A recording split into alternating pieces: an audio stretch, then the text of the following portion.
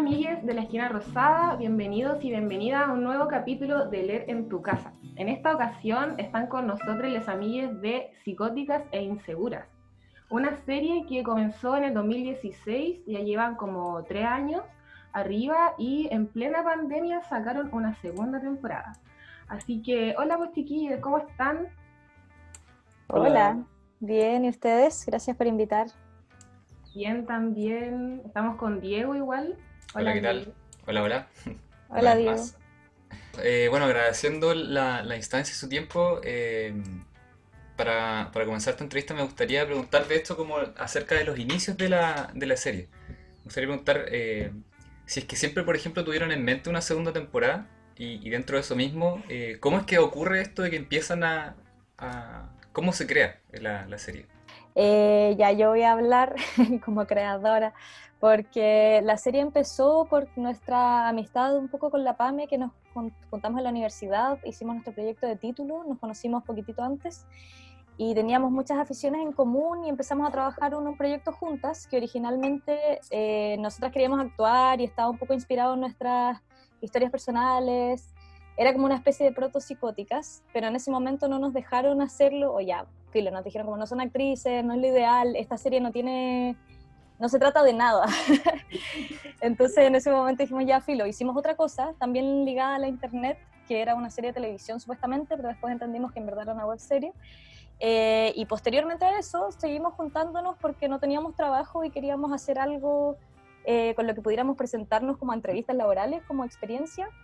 Y tratamos de seguir este mismo proceso del proyecto de título, pero como que todo el rato empezábamos a hablar sobre esta otra serie que queríamos hacer, que era nuestra idea original, y siempre empezamos a escribir de eso, y finalmente fue como filo, dejemos el otro proyecto que en realidad no nos interesa y concentrémonos en este, que como les decía era un poco basado en experiencias personales, que nos parecían graciosas y que sentíamos que no estábamos viendo en la televisión o en el contenido nacional en general, como este tipo de personajes femeninos como muy reales de alguna manera y como historias que sentíamos que no estaban siendo tocadas.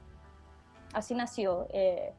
Así nos juntamos nosotras dos a trabajar, metimos a alguien que hiciera dirección de foto, Isachi Tanida en ese momento, él metió a Iñaki como asistente de dirección y así fue armándose el grupo. Iñaki se empezó a meter en el guión mucho y ahora es parte fundamental del equipo, ahora ya en la segunda temporada. Sí, Sí, yo como que había visto su proyecto de título, el que no les interesaba tanto, y me cagué de la risa, y nuestra universidad no hace ese tipo de proyectos, pues no hace como cosas de comedia para internet más accesibles, sino que tiene como otro corte. Y cuando lo vi me inspiré mucho y dije como, oye, quiero trabajar en eso, y nuestro contacto era Lisachi, y le dije a Lisachi como, tira, es que si necesitan algo yo lo hago. Y ahí me fui como, como metiendo después cuando me llamaron. metiendo, sí. Sí, bueno, y así nos hicimos amigos también, Sí, Iñaki y pues. yo vivimos juntos, Dato Rosa, después de eso, como que todo el proceso ha sido súper, como que despertamos y hablamos de eso y todo el tiempo hablamos de eso hasta la noche en que nos tomamos una chela y seguimos hablando del Hablando proceso, de eso, entonces sí. súper como retroalimentativo también. Oiga, y dentro de todo eso que fue la creación de la serie, por ejemplo, la segunda temporada, ¿la tuvieron contemplada alguna vez o fue algo que se Ah, fue dando con el tiempo? esa era la pregunta inicial. Sí, Ya. no, Ah, no te verdad, preocupes, verdad. sí. Sí. De eso se trata, de hecho, el programa. Ya. Era larga la pregunta. Ya voy yo. Sí, dale, dale. No había ningún plan. De hecho, con la primera temporada no había un plan. Estábamos haciendo capítulos sueltos. Ustedes tenían escritos 3. Y a medida que fue como que se puso en marcha el proyecto y fue llegando más gente, como yo creo que como por la temática y por la energía de la juventud, como que más gente quería participar en esto y después tiramos los capítulos y la gente los empezó a ver, entonces como que y dijeron ya son seis capítulos, adoptó forma la primera temporada y dijimos ya, parece que es una temporada, ya parece que está lista. Como muy intuitivamente, muy inseguramente quizás también. Y después de eso los comentarios empezaron a decir como que les gustaba, harta gente la vio, cuando la temporada 2, cuando la temporada 2, y nosotros no lo habíamos pensado, pero como que lo hicimos porque ellos nos lo dijeron, ¿o no? Un poco sí, con la PAME fuimos a una entrevista con Carlos Montes del Ciudadano, que fue crucial igual, nos sentamos en el pasto a conversar y a él le gustaba mucho, entonces fue muy en calidad como de fan, y decía, chiquillas, hagan la segunda temporada, y nos está como, sí, no sé, no lo hemos pensado, no, háganla, bueno, ya quizás, y de ahí salimos conversando, a pito de lo que dice Iñaki, de que la gente decía, como les damos plata, si necesitan plata para hacer la segunda temporada, les colaboramos, y ahí como que se fue gestando ese bichito, y postulamos, creo, al Fondo Audiovisual en ese momento, y no lo ganamos.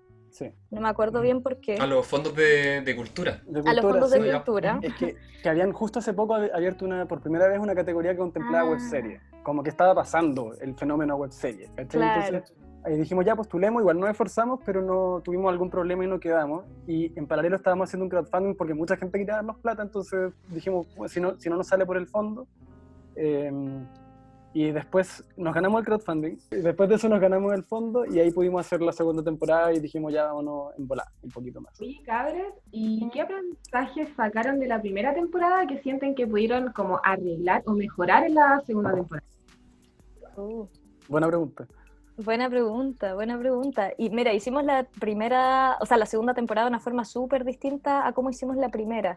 La primera fue muy a pulso, súper comprometidas y súper apasionadas todos, pero en el fondo era como que nos reuníamos cada cierto tiempo, nos tomábamos caleta de tiempo, y en la segunda tratamos de profesionalizar todo y en el fondo hacer una producción como creíamos también que se hacían las producciones, pues, onda, escribir los guiones, separarlos en las locaciones, como tener todo el macro hecho desde antes, al menos en términos de guión, para que la producción fuese más rentable que como lo hacíamos la vez anterior.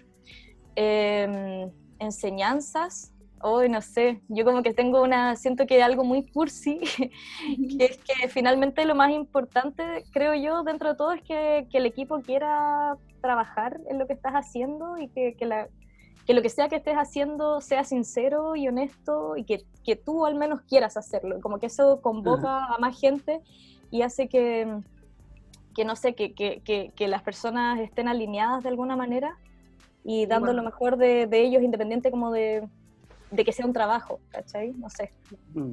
Era como que queríamos construir el tipo de trabajo ideal que nos gustaría tener. Entonces era como muchos amigos, pero gente que también era muy profesional, queriendo trabajar y dedicarle tiempo a esto. Y yo creo que también nos ayudó como a hacerlo todo de una, encontrar un tono, quizás como hablando más de propuesta, porque la primera temporada estamos como probando estilos, como que hay capítulos súper diferentes unos de otros, como que hay unas duraciones como que de 15, otras de 6, como no hay una coherencia tan estricta, se podría decir.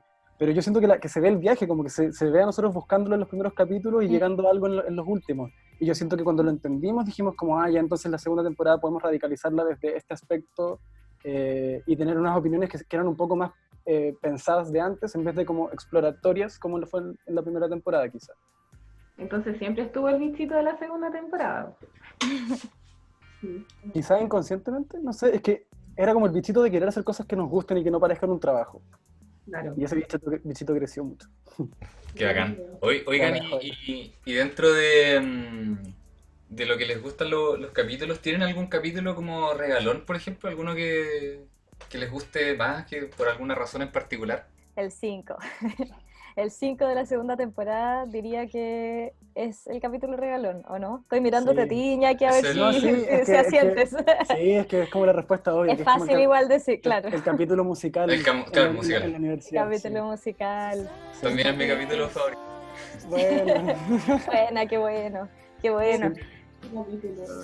Es que ese capítulo fue un capítulo que... Claro, que como les decía antes, en esta ocasión escribimos todos los guiones y empezamos a producirlo de una manera como súper, no sé, como que teníamos semanas enteras de rodaje, luego un descanso, luego semanas enteras de rodaje, pero este capítulo en particular fue un capítulo que dejamos para mucho después porque no nos podíamos conseguir la locación de la universidad, creo, porque tenía como un poquitito más de maña, pero en un carrete como de final porque no era un musical. No era un musical, era un capítulo flashback del pasado donde los personajes se conocían en la universidad. Pero no era musical. Y en un rodaje, la asistente de dirección nos dijo, como este capítulo debería ser un musical, y nos tiró la idea, y después se fue a bailar, y fue como, sí, tiene demasiado sentido que sea un musical. Y de ahí con Iñaki nos convencimos de que tenía que ser así y convencimos al resto del equipo y empezamos a escribir las canciones y fue un proceso mucho más largo. Y yo creo que por eso también fue como un descanso de alguna manera del resto de la serie, que igual es un poco más denso. Como que quizás al grabarlo después también nos dimos otras... ¿cuál es la palabra? Libertades. Libertades, gracias. Sí. Quizás nos dimos otras libertades o estábamos más ya como alivianados de pega, porque ya el grueso se había hecho, entonces fue como, filo, juguemos. Y de alguna manera repetimos el espíritu, creo, de la primera en ese capítulo. ¿El capítulo, la música la hicieron ustedes? O sea, la letra y todo. Sí. Las letras las compusimos, claro, entre los tres, y la música la hicimos con un par de amigos músicos y de ahí lo pasamos al compositor musical y ahí como que él afinó todo y fue como una especie de productor musical en ese capítulo en particular. Le quiero preguntar, ¿quiénes son Pam y Javi en la vida real? ¿Cuántos de ustedes hay en Psicóticas Inseguras?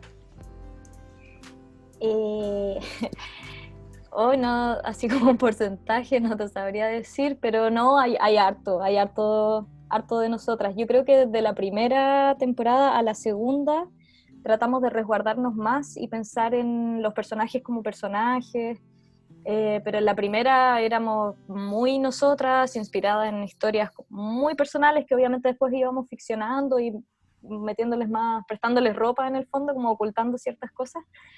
Pero la primera éramos muy fidedignas a nosotras, obviamente son cualidades exacerbadas y defectos también exagerados. Y en la segunda creo que también al profesionalizar el proceso también decidimos como tomarnos más como un personaje que no es una extensión necesariamente de una misma, sino como que podíamos exagerar cosas para que los personajes fuesen opuestos, como que funcionaran en que, no sé, la Javi es súper irresponsable y la Pam es mucho más responsable y concreta y escéptica, que puede ser como si las ponís a las dos en una línea, pero yo no soy tan así, y la Pam tampoco es tan así, ¿cachai? Son rasgos que fueron siendo exagerados para que fuera más honesta, supongo, no sé, porque sí o sí está de todas maneras inspirado en nosotras, po. Igual yo siento que la serie, por ejemplo, refleja caleta un poco el cómo funciona el dedicarse a las artes en este país. Pues. Que era inevitable como sentirse súper identificado en algunas escenas, así como cuando empezaban a recortar cosas al presupuesto, así se va el catering, todas esas cuestiones así como chuta. Claro.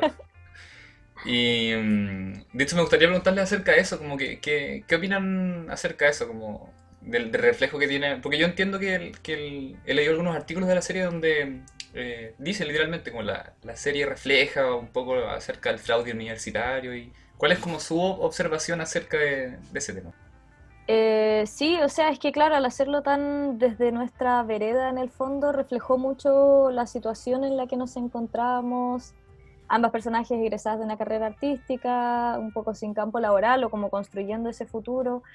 Y en la segunda temporada también, como que mientras un personaje ya se rindió, el otro personaje como no, lo voy a lograr en esto, pero sí, o sea, nosotros como que lo discutimos mucho día a día, te diría, que trabajamos mucho o damos muchísimo de nuestro tiempo libre, o que no es libre, en el fondo trabajamos mucho, invertimos mucho tiempo en competir por ganar fondos y por surgir, porque sentimos que es un país en el que no hay mucha industria para las artes. Por lo tanto hay que dedicarle todo ese tiempo y no, es como no es muy viable vivir de ello a menos que tengáis un apellido como importante y ya estéis en las grandes ligas. Nosotros tratamos de vender, por ejemplo, la segunda temporada, como que no nos fue muy bien con eso, probablemente porque no tenemos muchos contactos. Sí. Triste realidad. Sí. Es muy triste. O sea, y aparte que Psicóticas Inseguras es un testamento de eso también, pues la serie existió porque ustedes no tenían pega, y entonces como que Sí, hablaron de eso, entonces siento que es como que si algo sirve es como para dejar un testimonio de que en esa época pasaba eso a estas personas, porque igual no es la experiencia que tiene todo el mundo tampoco. Claro. Yo creo que hay gente que la tiene mucho peor y hay gente que la tiene mejor también, y no creo que hayamos pretendido hacer un diagnóstico de cómo funcionan las artes en general, sino que cómo le funcionaban a dos egresadas de una prestigiosa universidad santiaguina, ¿cachai? Claro. Donde te vendieron un cuento que finalmente no era, pero creo que a partir de situaciones específicas igual se puede como, ustedes lo pueden asociar a quizás como es hacer un centro cultural en Conce, ¿cachai? Claro. O músicos, no sé, o aquí Sí, no, el sí. zapato nomás. Pues. Sí, no, sí, exacto, sí, por eso a eso apuntaba la pregunta, porque como te decía, uno se siente identificado. Yo sé que dentro del círculo en que nos movemos con Joaquina y en general la gente de la esquina rosada pasan muchas situaciones así, pues. Y si bien ya habíamos hablado como de la diferencia entre la primera temporada y la segunda temporada, les quiero preguntar cuánto de improvisación hay en la producción, como que si a veces se cambia el guión por algo, ¿cachai? Como lo que contaba la Javi del musical, que no era musical, pero de repente alguien lo propuso y terminó siendo musical, como cuánto de eso hay en la serie. Como nada. O sea, excepto como unos parches que tuvimos que meter después en postproducción, yo creo que nada está improvisado. El guión se dijo tal cual, diría yo. Hay una escena que está improvisada, pero la improvisamos en ensayo y después la inventamos desde la improvisación. El resto está inventado desde lo que ellas se juntaban a hablar. Bueno, tú obviamente creo que podés contar mejor este proceso. Las cosas chistosas que decía la Pame. Claro, o sea, en general la forma en que escribimos el guión era muy así, como una conversación, que yo tomaba apuntes y luego empezábamos a meterle más, a editarla. Al menos la Pame y yo, que no tenemos formación de actrices, no nos sienta mucho la improvisación. Creo que a otros actores se les da más, de todas maneras, pero lo improvisado en realidad podría ser como cuando teníamos los ensayos y los actores proponían, que es parte fundamental de que la serie funcione, porque se sostiene mucho, creo yo, en que sí hubo actores profesionales que podían meterle más antecedentes en su imaginación a los personajes, que se imaginaban un rollo, que interpretaban finalmente como que se salían de ellos y hacían una interpretación real.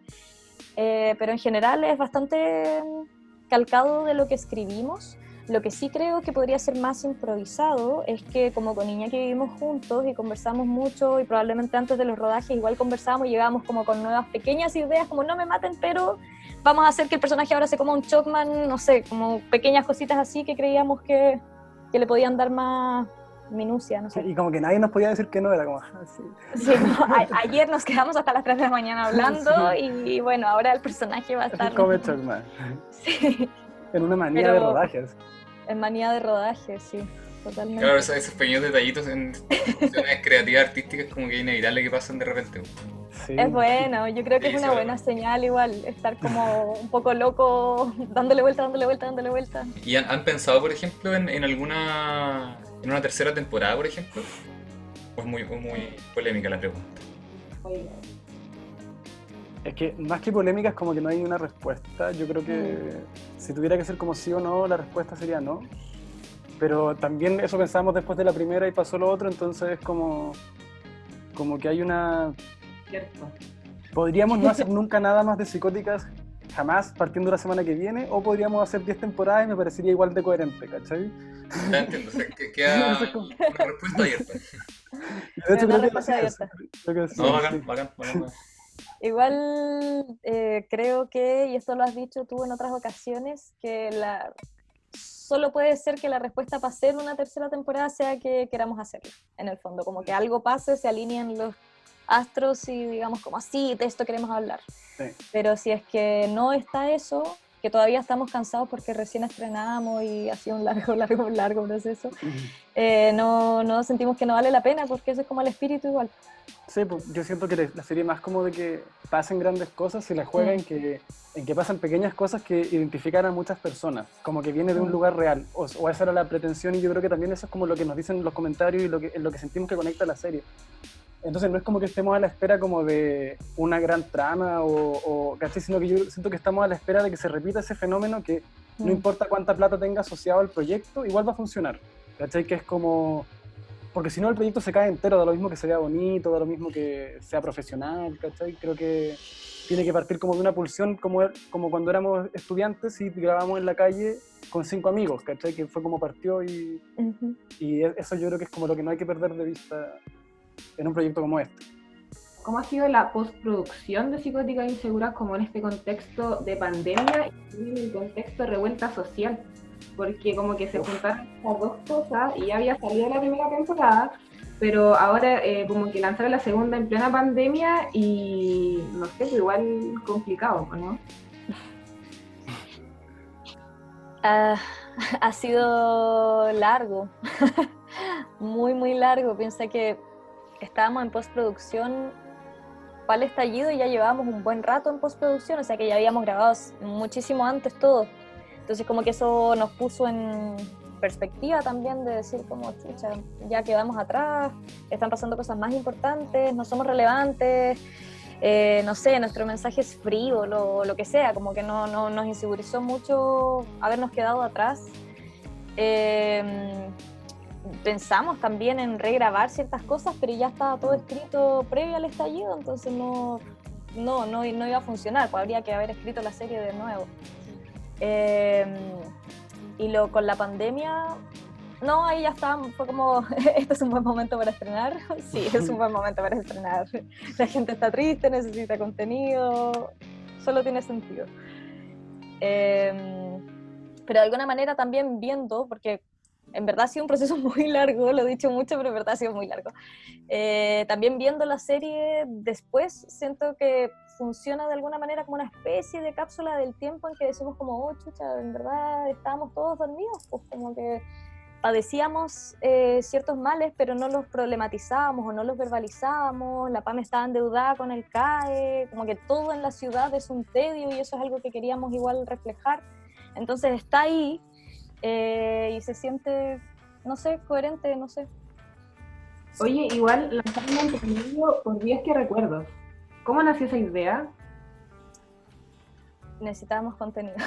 Sí, Creo nació que porque, esa es la sí, respuesta honesta. nació porque sentíamos que teníamos muy botadas las redes sociales, pero no teníamos la oportunidad de grabar cosas nuevas. Entonces dijimos, ¿qué cosa como más o menos creativa podría gustarle a la gente? Sin tener necesidad de grabar nada, no sé, y pensamos que era como una buena forma de invitar a la gente a ver la primera temporada, ya que iba a salir la segunda. Claro. Y yo siento que, o sea, suena como que partió muy estratégicamente, pero yo siento que igual nos entretuvimos y No, fue muy entretenido, fue fácil de grabar. nos encontramos con actores de nuevo que no veíamos hace años.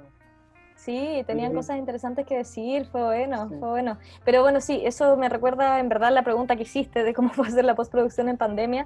Y sí, me fui por las ramas. Muchas de las cosas que tuvimos que hacer, claro, fueron teletrabajando, pues. Y sabemos que el teletrabajo es extraño, duro, estar frente a cámara y varias cosas como de postproducción, detallitos que nos quedaban del sonido. Creo del color también fueron mediante llamadas de Zoom. Sí. No sé si eso hizo que el proceso fuese más lento, creo que no, porque ya era como lo último que nos quedaba. Hay un diálogo en particular del capítulo final, que no está bien que lo diga, ¿no? El de la pandemia. Sí. Que a raíz de la pandemia hicimos que la PAME en este capítulo del búnker hablase sobre el fin del mundo y dijese como mencionar a la pandemia. Eso fue una idea gracias a la pandemia. No sé, fue lo que está haciendo la vida ahora, en verdad. No fue más difícil, ya teníamos casi todo hecho.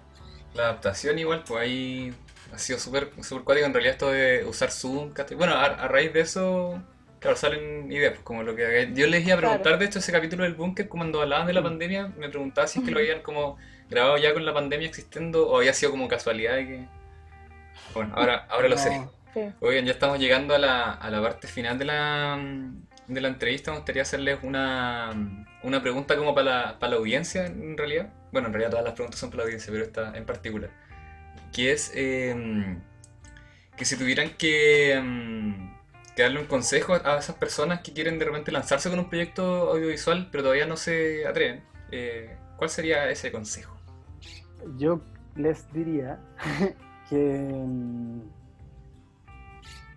de repente las cosas que ellos no están considerando son las que son más válidas, porque yo he estado en muchos proyectos que son supuestamente muy importantes y muy relevantes, pero que no tienen mucho una razón de existir o un alma o una necesidad de compartir una experiencia.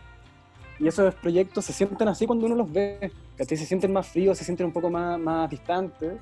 Y yo estuve en este proyecto, que era un proyecto que solamente existió porque la gente lo quería hacer, y fue uno de los que más lejos ha llegado de alguna forma, a pesar de que no nos ha reportado, bla, bla, bla, pero lo ha visto esta gente. Entonces, eso me da a entender, ¿cachai? Que todas las cosas que hacemos, las motivaciones se traducen en el producto final. Entonces yo creo que lo que le diría a la gente es que como que hablar su verdad, si lo hacen de forma honesta, es infalible, ¿cachai? Entonces como que se atrevan a hacerlo, que no crean que no tienen el derecho de hacerlo. Creo que todos tenemos, y como que así es como nacen nuevas perspectivas también, ojalá lo más diversas posible. Entonces es como que lo estamos esperando, eso les diría yo. Qué lindo. Bacán. Yo les diría que es un poco ligado a eso, que se pregunten honestamente por qué quieren hacer lo que quieren hacer, y si la respuesta es algo así como compartir una experiencia o mandar un mensaje, y no es como quiero ser famoso o no sé, quiero colgarme de algo, que se lancen a la piscina y que pongan un plazo y se junten con alguien y le cuenten a alguien esa idea, y si alguien apaña, que empiecen a jugar, porque solo así probando y experimentando van a llegar a lo que quieren hacer de verdad, creo, y para este rubro al menos, no necesariamente para todo, hay cosas que podéis hacer en solitario, pero en general necesitáis apañe de más personas y eso, y el aporte de cada persona que se interese en tu proyecto va a darle más identidad y va a rellenar pequeñas cositas que uno de repente no ve desde su perspectiva también. Qué bonito. Qué bonito. Sí, qué motivante. Se aprecia. Y como ya viendo que ustedes dos son como o sea, son comunicadores audiovisuales, les queríamos hacer la pregunta que si recomendarían alguna película o serie para les Ay, no, me carga esta pregunta. Siento demasiada presión y repito siempre lo mismo. Ya, yo voy a recomendar una serie que estamos viendo juntos, y yo la estoy viendo por tercera vez, y que se llama Search Party. Igual quizás es muy de nicho, no sé, pero es una comedia negra que siento que hace un análisis de una sociedad millennial privilegiada, y se ríe de cosas muy inteligentes que a mí de repente digo como, oh, lo que hicieron, como que me sorprende, me siento un extraño orgullo al verla, y creo que no tiene la ovación que merece. Search Party, tiene 3 temporadas. Yo quiero recomendar 2 cosas que no tienen nada que ver una con la otra, pero son creo que las cosas más interesantes que vi en el año. La primera es una película chilena, porque hicimos un club de cine en cuarentena, entonces vimos películas chilenas, y ahí descubrí una película que es de hace algunos años, que se llama El Pacto de Adriana, que está en Onda Media. Bueno. Y que la recomiendo completamente. Es un documental personal de una estudiante de cine que descubre como un secreto familiar, pero es muy emocionante, es muy entretenido, es muy valioso como parte de la historia nacional. ¿Me puedo recomendar lo suficiente esa película? Es increíble, es demasiado buena. Demasiado buena. Vamos a anotarla entonces. Muy diferente a Psicóticas Inseguras. Y la otra es una serie británica de este año que se llama I May Destroy You, que la pueden bajar, que es una miniserie que era una temporada que se acabó, que retrata un abuso sexual a una mujer joven, pero ocupa eso también como ventana para hablar de todos los tipos de abusos que existen en las relaciones, y que creo que es un tema súper contingente del que nunca había escuchado que se hablara tan francamente, como en esta línea de la honestidad. Entonces lo encuentro también como muy, muy atingente y necesaria de ver. Esas 2 películas, esa película y esa serie. Buenísimo. Muchas gracias por esa recomendación. Sí, véanlas. Agradecerles nuevamente, muchas gracias por estar hoy en La Esquina Rosada en tu casa. Esperamos que la audiencia haya disfrutado tanto este capítulo como nosotros. Y nada, esperamos que se encuentren súper bien y nos vemos en un siguiente capítulo.